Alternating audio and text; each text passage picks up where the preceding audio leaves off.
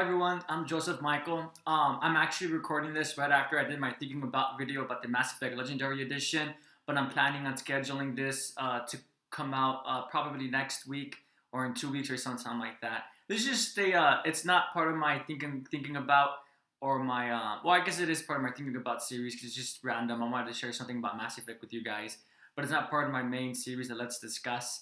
Um, but I don't want to share this in the other video too, just because I'm new to YouTube and I don't know how long I could make. I know I believe I could make my videos up to 15 minutes, but I'm just new to it still, and I don't want to know how long it'll make my video by including this story. But I wanted to share with you guys just because I think it's a funny story, and I've already stated that I'm a huge Mass Effect fan, and I think this really shows how much of a fan that I am. But I'm never going to forget when the third one was releasing, March 6th of 2012. I was actually a college student at the time, attending a community college, and I was taking an organic chemistry class, an evening class, and it was kicking my butt. This class, and knowing that Mass Effect 3 was coming out so soon, it was actually a beacon of hope for me. Thinking about this game, and whenever this class made me disappointed in myself or stressed or anxiety filled, I'll just think about Mass Effect. Unfortunately, though, I think I was thinking about it too much because during one of my classes, right before it was going to start, one of my classmates, he's really cool. His name was Ricardo. Unfortunately, I don't speak with him anymore. But he tells me, "I'm shocked that you're here. I thought for sure that you would be out saving the galaxy, at home playing the game." And I told him, "Oh no, school always comes first for me, and usually it does. And to this day, it's still does. I'm done with school already, but I work in academia. But yeah, school still comes first for me. But that was the only time where I put a piece of entertainment before school. And right before class was going to start, Ricardo said, if you want, I could collect any handouts for you. Go play your game." And I was like, "No, no, no, it's fine. I'm here. I wasted the gas. It's fine. I'm gonna pick up the game after class anyways." But I'm sitting there about 2 to 3 minutes before class starts, and I couldn't resist because since he offered to pick up the sheets for me, I tell him, "You know what? I can't wait. You're right. Thank you so much. I appreciate it." And he starts laughing, and he's like, "Yeah, no problem, man. I'll text you if you miss anything important."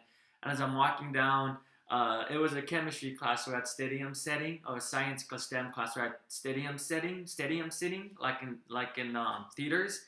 As I'm walking between the aisle and walking down the steps, I just hear him whisper, "Go save the galaxy, man."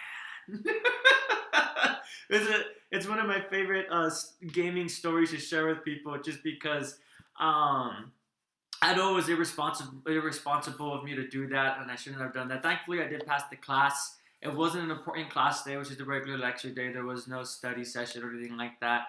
But still, it's not something I should have done. But I'm never gonna forget that feeling of walking back to my car.